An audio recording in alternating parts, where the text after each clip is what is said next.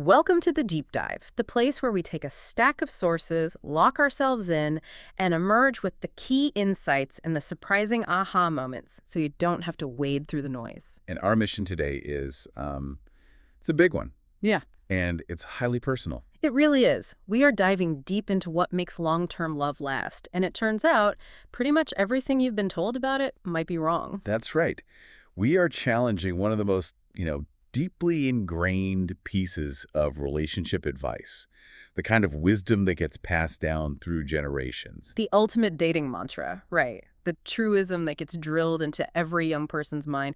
Don't expect your partner to change after you get married. Or the slightly more defeatist version, you have to love them for who they are now, because that person, they aren't going to change. Exactly that one. And the sources we reviewed, and we're pulling from communication science, social psychology, even some pretty cutting-edge neurobiology, they all argue that operating under that assumption is not just misguided. It's worse than that. It actively sets you up for relational stagnation, for failure, really. Wow. Okay, so that's a radical shift in perspective if we're all told not to expect change.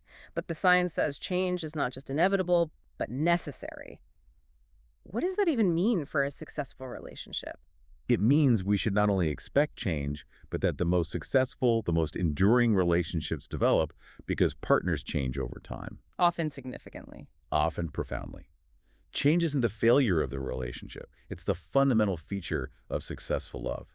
It's not a hurdle you have to get over. It's the actual path you have to travel. So the core thesis here is it's huge. If love isn't about two static people just, accepting each other's flaws forever, then what is it?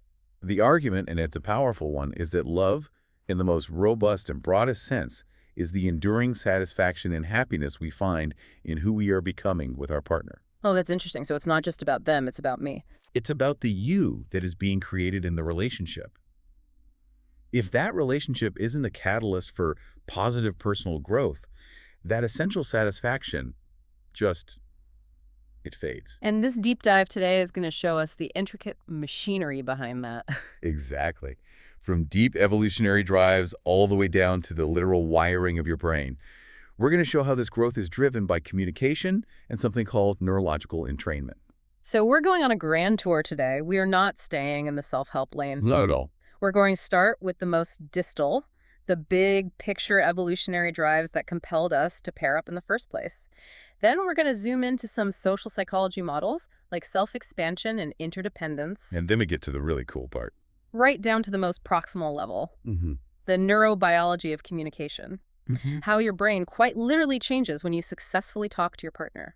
It's a full spectrum view of why love requires motion, and you, the listener, will leave this deep dive with a completely new appreciation for why your daily, seemingly trivial conversations are maybe the most important work you do in a relationship. Okay, let's start with that foundational premise, the one that just completely overturns that old relationship advice. The sources insist we have to define relational dynamics differently right from the very beginning. They say relating is a verb. Yes, not a noun, and I find this distinction so liberating. Why is that? Because it pulls us out of that static sort of maintenance mindset. When you see a relationship as a noun, you treat it like a thing you own. Like a car. You polish it up, maybe do some repairs when it breaks down. Exactly. But if relating is a verb, it implies continuous action. It implies participation, adjustment, motion, evolution. You don't have a relationship, you relate. It's an ongoing process. And the sources, they extend that logic to the individuals in the relationship, arguing that personing is also a verb. We aren't these fixed, static entities. We're not. We are dynamic. We are constantly processing new information, adapting to our environment. So to expect your partner to be the same person they were when you met them, or even the same person they were yesterday. It's just fundamentally unrealistic, isn't it? It goes against everything we know about how human consciousness and identity actually function. It does. And we all internalize this idea that we have to accept our partner exactly as they are. And look, yes, acceptance of core values and character is essential. No one's arguing against that. Of course not. But this perspective says that a thriving relationship doesn't just rely on accepting the present state. It relies on valuing and even celebrating the change that continuous interaction brings. So you're celebrating the fact that you, as an individual, are still a work in progress, and that your partner is the primary engine and witness of that change. That's it. Now, what's crucial here, and the sources are very clear on this, is the clarification. Right? This is not a license to go out and try to manipulate your partner. Not at all. It's not about trying to fundamentally alter their core personality traits. You're not trying to make an introvert into an extrovert or change their deep-seated morals. So what is it about? It's about embracing the natural, positive evolution, the growth and the subtle shifts that happen when two complex, dynamic systems, two people, are in sustained, close contact and mutually support each other's aspirations. It's about becoming better versions of yourselves, but together. Yes. The relationship is thriving when the two people are mutually shaping each other, and Yeah. this is the critical part, when they both genuinely like the outcome of that shaping. Which leads directly to this new definition of love that the sources propose. It does. What we experience as love for another person in this framework is a reflection of our own satisfaction and happiness with who we have become and who we're continuing to become within that relationship. Wow. Okay, let's unpack that because Yeah. it's highly self-referential. So if I'm hearing this correctly, the satisfaction I get from my relationship isn't just about how my partner makes me feel about them or even about us as a couple. It's about how they facilitate your becoming a person that you yourself are fundamentally happier and more satisfied with. Yeah. It's like self-love, but it's mediated through the partner. That is a total shift because if you look at relationships that stagnate, it's often because one or both partners feel like they've just stopped growing. Or worse, they feel like the relationship is forcing them into a smaller, less satisfying version of themselves. That feeling of arrested development is what kills love. Because the necessary reward system. The reward system of personal growth has shut down. This framework fundamentally links your personal growth to your relational health. To support this incredible claim, this idea that change is the definition of success, the authors use this fantastic multi-domain approach. Yes, and this bridging of communication, social psychology, and neuroscience is what makes the whole argument so potent. You really need all three to build a convincing case. Right, because if you only look at the psychology, you miss the evolutionary why. And if you only look at the neuroscience, you miss the behavioral how. This multi-domain approach is how we get a full, rich picture of why we seek this kind of profound interdependence in the first place. Okay, so let's start at the broadest, most distal level, the evolutionary perspective. The sources note the work of anthropologists like Jankowiak and Fisher. Right, and they established that romantic love, which they define by its emotional intensity and a really focused attention on a specific mate, is nearly universal across all human cultures. And that cultural universality is the smoking gun, isn't it? It's the smoking gun that tells us this isn't just a modern cultural invention like, Valentine's Day. It points strongly toward an evolutionary, deeply ingrained purpose. This behavior must have conferred some kind of survival or reproductive advantage for the pair bond to be so pervasive. And the psychologist David Buss, he took this idea and made it much more concrete. He argued that love isn't just some vague, fuzzy feeling. No, it's a concrete sequence of what he calls love acts. It's a behavioral toolkit that evolved specifically to fulfill primal, species-perpetuating goals. A toolkit? I like that. So what tools are in it? What are the goals? There are three primary, often overlapping evolutionary goals. The first one is the obvious one, to attract and retain a specific mate. Okay, simple enough. The second is to reproduce, also fairly straightforward. But it's the third goal that's the critical one, and the one we often overlook, Yeah, and that is... to invest cooperatively in offspring over the long term. Ah, okay, so that third goal is the key. That's where the change component comes in. Exactly. Because attracting a mate might just take a few weeks of being charming and interesting, but investing in offspring, that takes, what, 2 decades of coordinated action and mutual adaptation? Precisely. Behaviors we recognize as loving, things like nurturing, protecting, committing resources, these are complex evolutionary strategies. They signal long-term viability and cooperative intent. The ability to change and adapt together over those 20 years is what proves that viability. If you were just rigidly static, you'd actually be a terrible co-parenting partner. You wouldn't be able to handle the curveballs life throws at you. You'd be a liability. So, to reinforce that biological imperative, the sources reference Helen Fisher and her colleagues. They describe 3 distinct emotion motivation systems. Lust, attraction, and attachment. And they're not the same thing. Not at all, and it's a fascinating insight. Lust, which is driven by sex hormones, is what initiates mating. Attraction, driven by dopamine and norepinephrine, is what focuses our energy on a specific partner. It creates that euphoric, can't eat, can't sleep feeling of early-stage The love. honeymoon phase. Right. But it's attachment, which is driven by oxytocin and vasopressin, that maintains the deep bond necessary to cooperate in parenting duties and long-term resource pooling. So those three systems are like a relay race. Lust starts the race, attraction focuses the runner on the finish line, but it's attachment that gives you the endurance to actually run the marathon. Beautifully put. It grounds the entire concept of long-term love in cooperative, adaptive behavior. And adaptive behavior, by its very definition, is change. Okay, so now we zoom in from the level of the species to the level of the individual, the psychological level. And the sources lean very heavily on the self-expansion model. Yes, developed by Arthur and Elaine Aron. And this model explains the powerful individual motivation that drives us toward that cooperative change we were just talking about. And the core of this model is just beautifully simple, isn't it? It's elegant. People are fundamentally driven to expand the self. We are lifelong learners. We seek to broaden our experiences, our capabilities, our identity, and falling in love is arguably the single most efficient way to facilitate massive self-expansion. Why? Because you gain access to all the knowledge, friends, skills, and perspectives of another whole person instantly. It's the ultimate life hack for personal growth. When you meet someone new, especially someone really compelling, your world just gets bigger overnight. You take on their interests. You start cooking Vietnamese food because they do, or you suddenly learn about their obscure passion for 18th century philosophy. And as that closeness increases, the Ammons argue that partners literally incorporate the other within the self. They merge their identities. This isn't just, touchy-feely poetry. It's measurable psychological reality.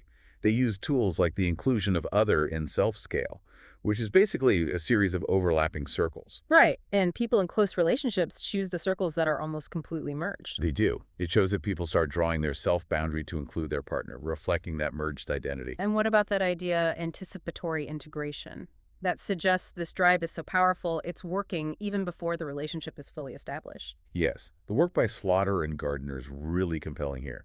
They found that individuals who were highly motivated for closeness showed evidence of anticipatory self-other integration, meaning they started mentally integrating the partner into their identity before they had even shared that many experiences. It's as if the psychological system is so driven by this need to expand that it starts preparing the resources for the new identity structure immediately upon recognizing a potential partner. So your mental hardware is already prepping for the massive relationship upgrade. Exactly. It makes the drive for merging identities seem less like an emotional crush and more like a functional psychological imperative.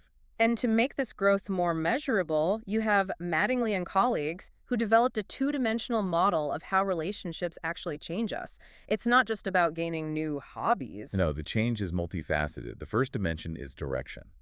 Are you increasing the content of your self-concept, like adding a new skill, or are you decreasing content, like losing a bad habit? And the second dimension Is valence. Is the content you're adding or removing positive or negative? most people, I think, focus only on the positive expansion part, the new interests, the boost in confidence. Of course.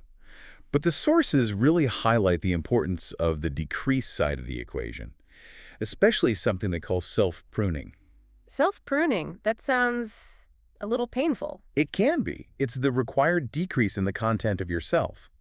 Now, sometimes it's easy. You prune away negative content, like bad coping mechanisms or self-defeating behaviors, because your partner provides healthier alternatives. But the sources also talk about pruning neutral interests, things that aren't necessarily bad for you. Yes, and this is where the necessary cost comes in. You might have to prune activities or interests that had defined your life before the current relationship, but just don't fit the needs of the new unit. Can you give an example? Sure. Let's say you had a tight circle of friends that required these intense, solitary weekend camping trips.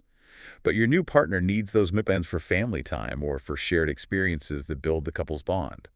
Well, those camping trips might naturally atrophy or even disappear. I think we need to linger on that, on the nuance of self-pruning, because it really flies in the face of that popular idea that I shouldn't have to give anything up for my partner. It does.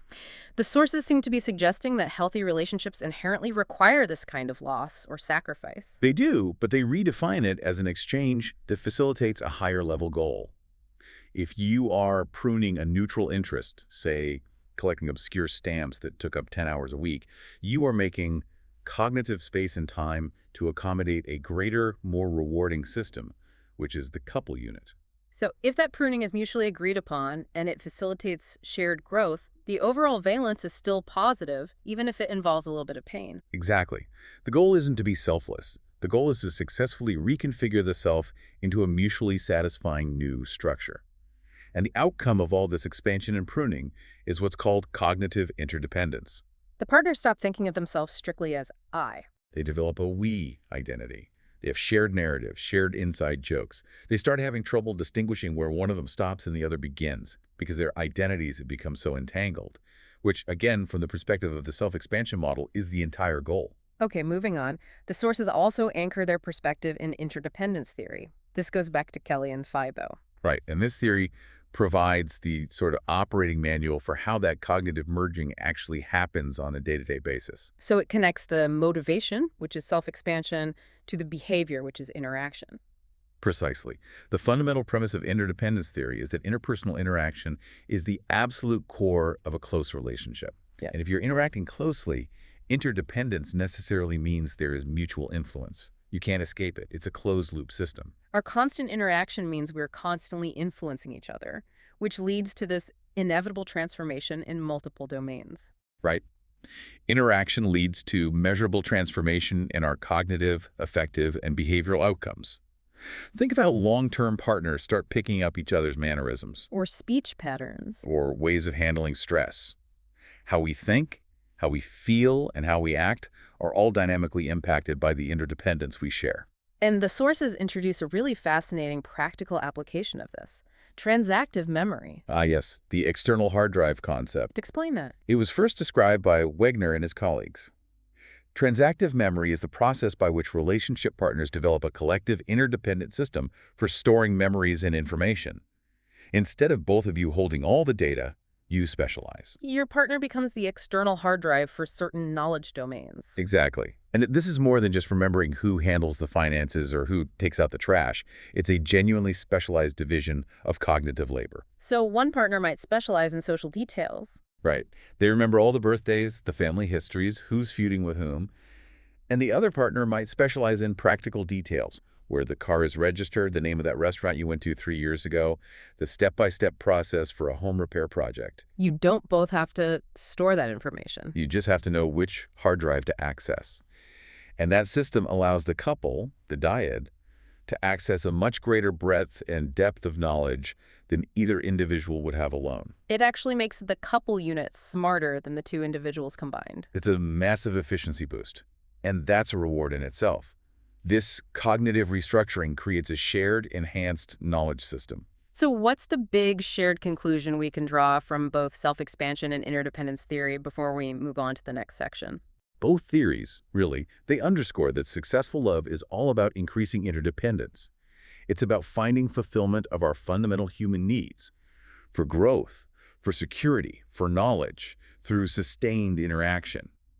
And critically, this fulfillment requires a cognitive restructuring where the partner is literally built into your definition of yourself. And that prepares us for the idea that this isn't just a psychological thing, but it might actually be physical. Which sets the stage perfectly.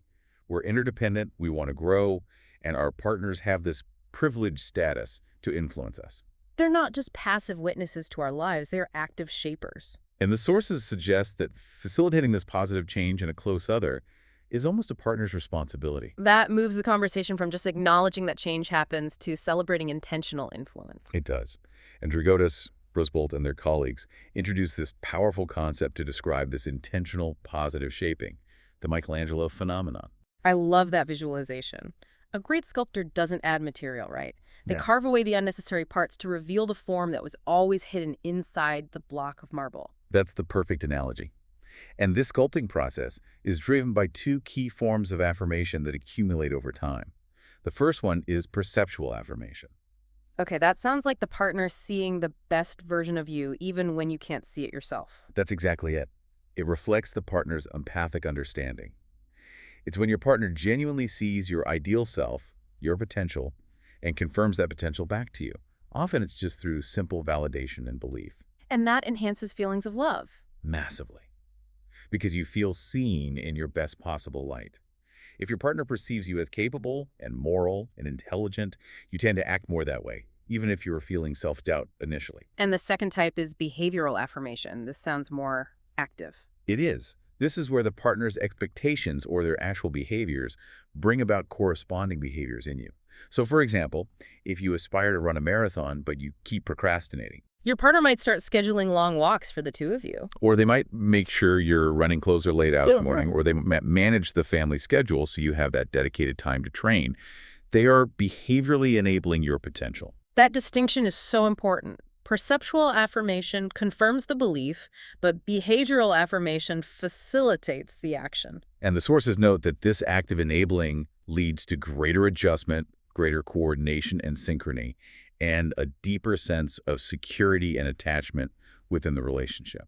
It all ties back to that fundamental human drive for self-growth, for self-actualization. The Michelangelo phenomenon promotes relational well-being precisely because it helps us meet those fundamental self-growth needs through the relationship.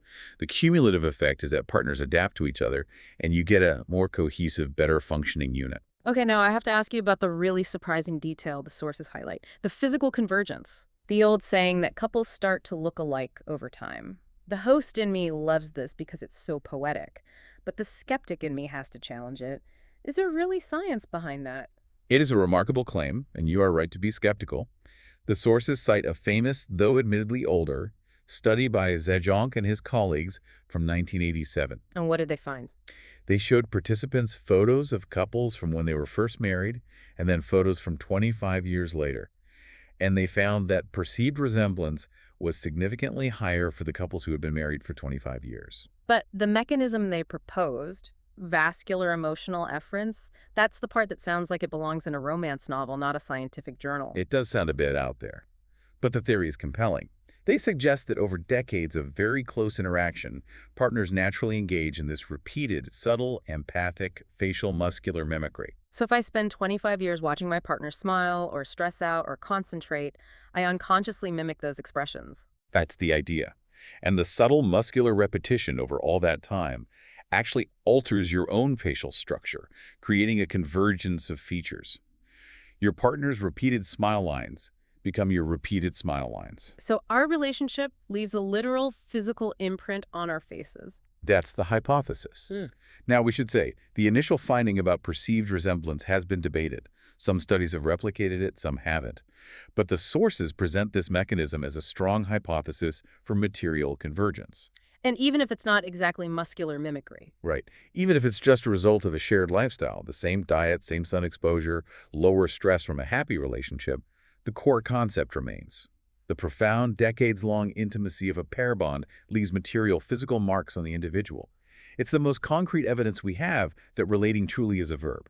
Okay, so we've established the evolutionary drive, the psychological motivation, and even this possible physical convergence.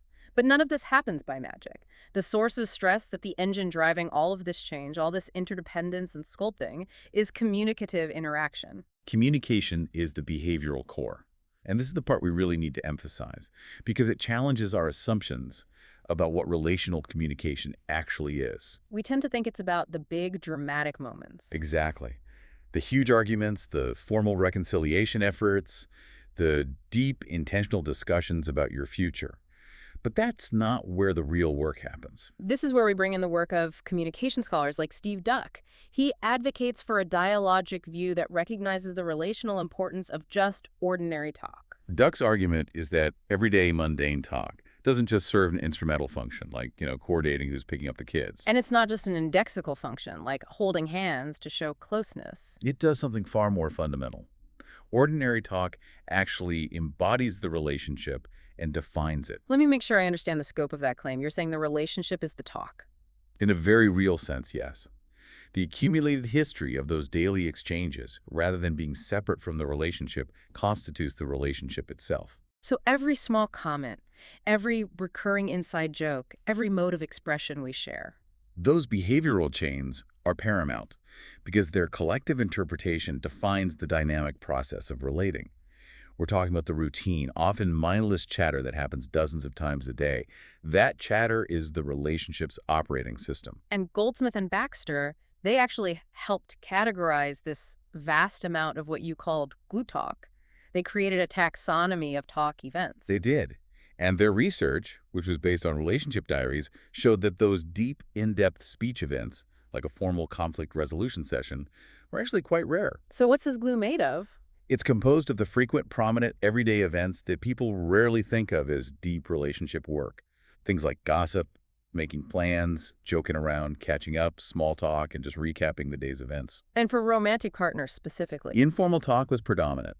Recapping the day, that morning talk over coffee, joking around, and dead time chat. Those are the big four. Okay, so let's tie this back to the bigger picture.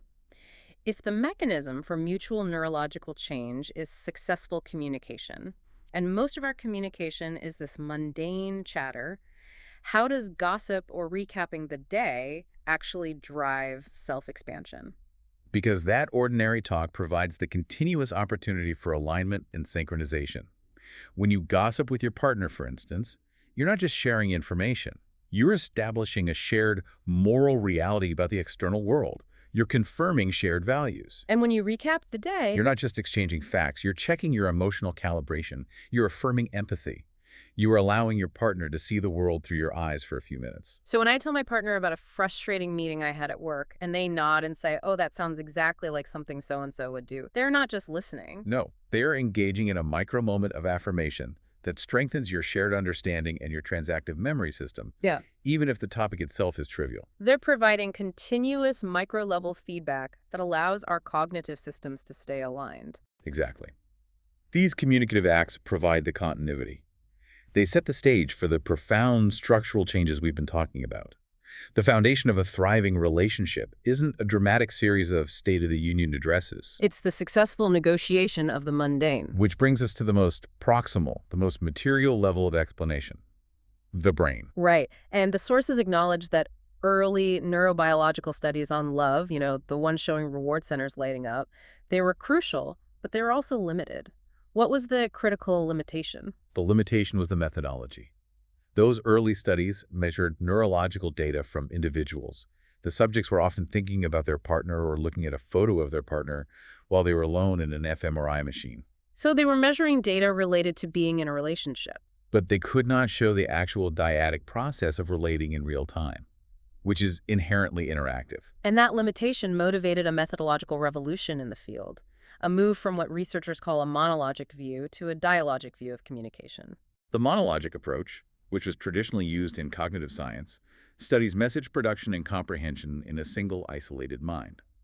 The dialogic perspective, championed by researchers like Pickering and Garrett, completely shifts the focus. The question changes. The question changes from how does one mind process a message to how do two people, through interaction, achieve a state of shared understanding. And this is where the terminology needs to be crystal clear. We have to separate simple comprehension of the deeper concept of understanding. Yes, comprehension is a single mind outcome. It's when your brain successfully decodes the words I'm saying. Understanding, however, is conceptualized as a transient state into which two minds enter, resulting in cognitive and neurological entrainment. Entrainment, that sounds intensely technical. How should we think about that in plain language? Think of two tuning forks. If you strike one and the other is close enough and properly tuned, it starts vibrating in sympathy. Entrainment is that sympathetic vibration applied to the nervous system. A dynamic operational alignment of two brains. Exactly. Hesson and his colleagues call it interbrain coupling. It's a convergence of two cognitions into what they call an isomorphic meme state. Meaning your patterns of thought become temporarily aligned, reflecting an identical structural state? That's it. It's the neurological basis for that deep feeling of we just click. So let's get into the critical experiments that actually demonstrated this coupling. This was led by Hassan and his colleagues at Princeton. How did they manage to capture two brains interacting dynamically? The Stevens et al. Experiment was a landmark achievement. What they did was they put a speaker in an fMRI scanner and had them narrate a long, complex, unrehearsed story about a personal experience. Okay. Then that audio recording was played back to multiple listeners who were also in fMRI scanners later on. So they're comparing the neural activity of the person producing the message with the neural activity of the people receiving the message. Precisely. And the key finding was just unmistakable. The listener's brain activity mirrored the speaker's brain activity. This is neural coupling. And it was widespread and bilateral, covering not just the language centers, but areas responsible for social processing and prediction. And the most important correlation. The extent of this coupling was positively related to the degree of understanding the listener reported. If the listener said they understood the speaker well, their brains were coupled very strongly. What about the timing of the coupling? Was it just a simple feedback loop where the listener's brain activity followed the speaker's with a slight delay? That's where it gets truly fascinating and speaks directly to what successful communication is. While the coupling often did show a slight delay, reflecting comprehension, they also found instances of anticipatory coupling. Anticipatory. Yes. The listener's brain activity sometimes mirrored the speaker's brain activity ahead of the speaker's own current narration. Wait a second. If the listener's brain is showing activity patterns that are identical to the speaker's brain before the speaker even finishes the thought, doesn't that fundamentally redefine listening? It's not passive reception anymore? It's active, anticipatory participation. It suggests that if two people have shared enough history, enough context, and enough similar ways of structuring information, all built up through years of that ordinary talk, the listener's brain can effectively run a simulation of the speaker's mental trajectory. It can predict the upcoming thought or word sequence. So when a long-term couple says they can finish each other's sentences or they just know what the other's going to say, The neurological explanation isn't just behavioral synchrony. It's anticipatory coupling operating on a foundation of deep, shared conceptual fluency. Their brains are literally moving together seamlessly. and the upshot of Hassan's work, which the sources highlight, is that it provides empirical, measurable evidence that understanding is a state of neurological entrainment. And that it arises from successful communication. It's the highest form of cooperative intelligence. And this all loops back so perfectly to the idea that love is the continuous reward system of personal change. If successful daily communication leads to this profound neurological entrainment, then the act of feeling understood must be immensely rewarding. It is the engine that maintains the relationship over decades. Partners who communicate frequently and successfully are spending significant amounts of time in these neurologically coupled states. And research by Morelli, Torre, and Eisenberger demonstrates that the very act of feeling understood is intrinsically pleasurable. What does that actually look like inside the brain? Feeling understood activates brain portions related to reward, social connection, and mentalizing. It provides a biochemical reinforcement. It's a positive feedback loop. When you achieve entrainment, you get a rush of pleasure, which reinforces the behavior, encourages more communication, and deepens reported interpersonal closeness. And the reverse is also true. The reverse is the social pain we talked about. If communication fails, if you consistently feel misunderstood, those areas related to negative affect and social pain activate instead.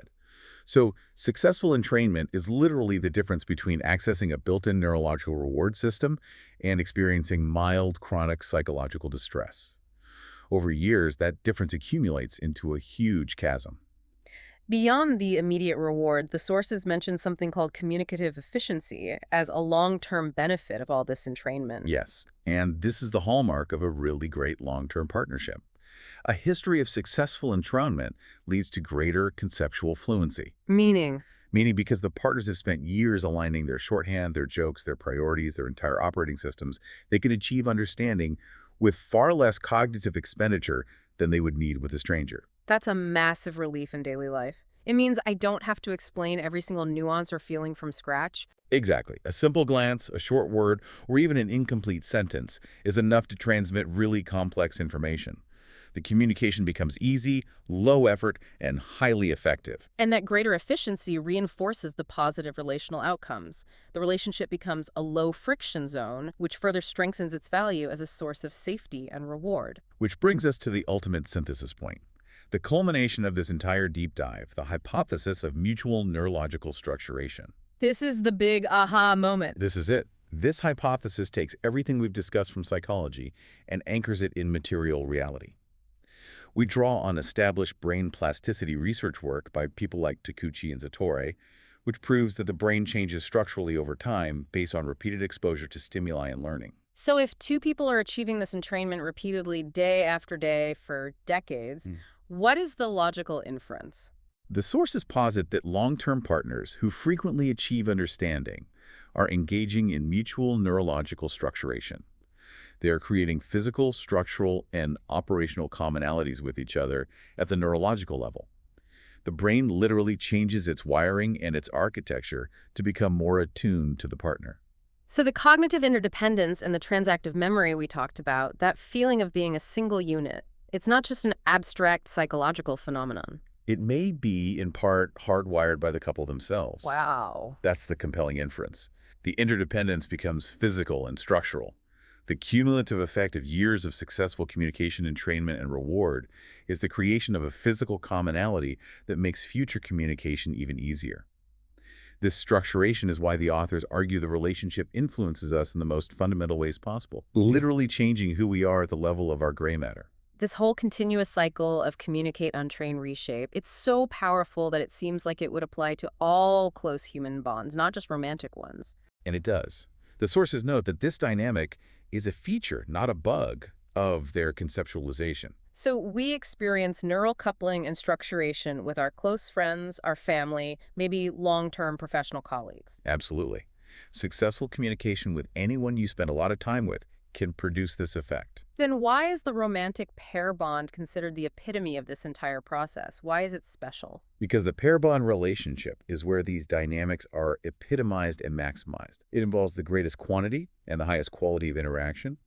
It is the highest fidelity, highest volume communication channel we have. Just think about the sheer bandwidth of topics you cover with a partner. Exactly. Everything from the fear of financial ruin to what brand of toothpaste to buy. All discussed on a daily basis, often in these highly intimate settings, like the morning talks and the bedtime chats. It provides the most comprehensive opportunity for that mutual sculpting and neurological restructuring. So while we can feel love for our friends and family, the intensity of this communicative process in a romantic pair bond is so high that it warrants its own special label. And that's what we commonly call love. Okay, so if success is defined by this rewarding change and growth, what happens when there is a cost of failed entrainment? This framework offers a very clean, almost elegant explanation for relational decline. If the regular communication in the pair bond is not rewarding, if it's not providing entrainment, conceptual fluency, and those positive growth rewards, individuals will naturally gravitate toward relationships where those rewards can be found. So I'm feeling stagnant or unhappy with the person I'm becoming in my primary relationship, and I unconsciously seek out other people, friends, work colleagues, mentors. People who make you feel competent and understood and who facilitate your growth. Yes, you redirect your fundamental drive for self-expansion. You move toward relationships that successfully entrain you and provide those neurological rewards. And this shift doesn't have to involve a new romantic interest. Not at all. But it inevitably leads to the relational decline of the pair bond, simply because the critical source of reward and growth has been redirected elsewhere. You stop relying on your partner's hard drive and you start building new, more efficient one with someone else. That reframes drifting apart not as some vague failure of affection, but as a very specific failure of sustained, successful, growth-producing communication. The affection fades because the growth stops. Right. It links everything back to that behavioral core.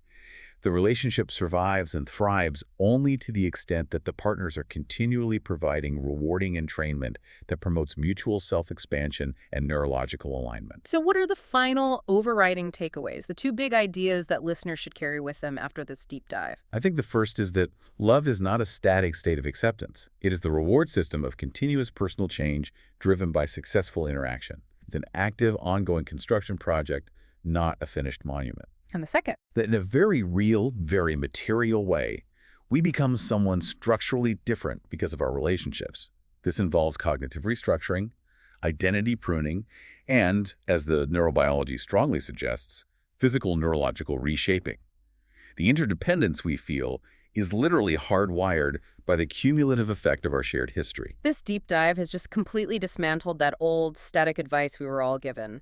Instead of worrying about if your partner will change, the knowledge here shifts the focus entirely. It shifts it to valuing who you are becoming in the relationship. Exactly. If you like the person you are evolving into alongside your partner, if you're healthier, more capable, and feel more deeply understood, you are experiencing love in its deepest, most material sense. The sources encourage us to move beyond passive acceptance and to actively value these changes and the people we become, to recognize that you are both the sculptor and the marble, and that your daily interactions are the hammer and the chisel. And that leads perfectly to our final provocative thought for you to consider as you go about your day. Let's hear it. Since mutual neurological structuration results from successful communication, and we now know that most successful communication is that ordinary talk, the gossip, the joking, recapping the day, the bedtime chat. Consider the long-term material neurological impact of every single routine conversation you have today. What subconscious influence are you accepting or exerting on your partner's brain and on your own in the most mundane, fleeting moments? Every day, every interaction is not just filler, it's a sculpting session that defines the physical architecture of your bond. We hope this provided you with the conceptual alignment needed for successful entrainment into this complex topic. Join us next time for another deep dive.